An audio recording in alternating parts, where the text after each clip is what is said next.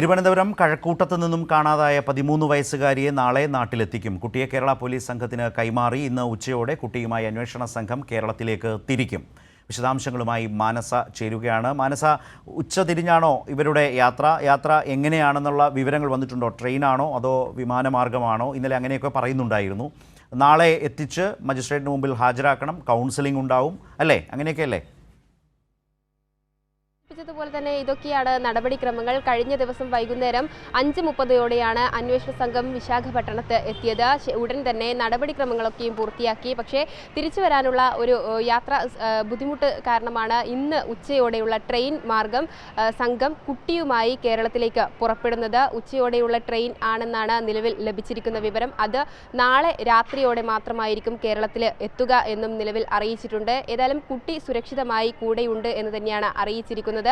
ഒപ്പം തന്നെ കുട്ടിക്ക് നേരത്തെ സൂചിപ്പിച്ചതുപോലെ തന്നെ അസമിലെ മുത്തശ്ശിക്കും മുത്തശ്ശനും ഒപ്പം പോകണമെന്ന ആഗ്രഹമാണ് അവിടെ CWCയിൽ അറിയിച്ചിരുന്നത്. ആ സാഹചര്യത്തിൽ ഇവിടെ കേരളത്തിലെത്തിയ ഉടൻ ശിശുക്ഷേമ സമിതിയിലേക്ക് തന്നെ കുട്ടിയെ കൈമാറും, മജിസ്ട്രേറ്റിന് മുന്നിൽ ഹാജരാക്കും. ഒപ്പം തന്നെ കുട്ടിയുടെ വിശദമായ മൊഴി രേഖപ്പെടുത്തും. കുട്ടി വീണ്ടും ഇത്തരത്തിൽ തന്നെയാണോ ആഗ്രഹം പ്രകടിപ്പിക്കുന്നതെങ്കിൽ അതുമായി ബന്ധപ്പെട്ടുള്ള നടപടിക്രമങ്ങളിലേക്ക് ഒരുങ്ങാനാണ് ശിശുക്ഷേമ സമിതിയുടെ തീരുമാനമെന്നാണ് അല്പസമയം മുൻപ് അവരും അറിയിച്ചത്. ഏതായാലും വരുന്ന കുട്ടിക്ക് കൗൺസിലിംഗിന് വിധേയമാക്കേണ്ട ഒരു സാഹചര്യമുണ്ട്. മാനസികമായി കുട്ടിയെ ആരോഗ്യവതിയാക്കേണ്ട ഒരു സാഹചര്യമാണ് ഉള്ളത്.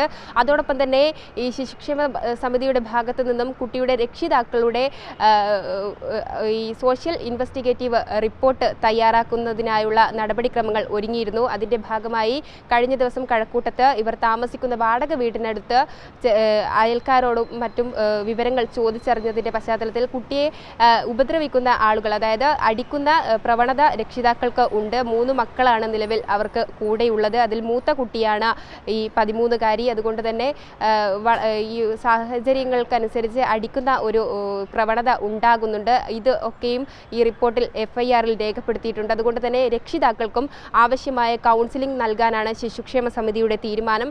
നാളെ രാത്രിയോടെ കുട്ടി ഇവിടെ എത്തുമ്പോൾ ഇനിയിപ്പോൾ കുട്ടിക്ക് രക്ഷിതാക്കൾക്കൊപ്പം പോകേണ്ട എന്ന് തന്നെയാണ് പറയുന്നതെങ്കിൽ ആ സാഹചര്യത്തിലേക്കായിരിക്കും കാര്യങ്ങൾ നീങ്ങുക എന്നും അറിയിച്ചിട്ടുണ്ട്. ശരി മാനസ.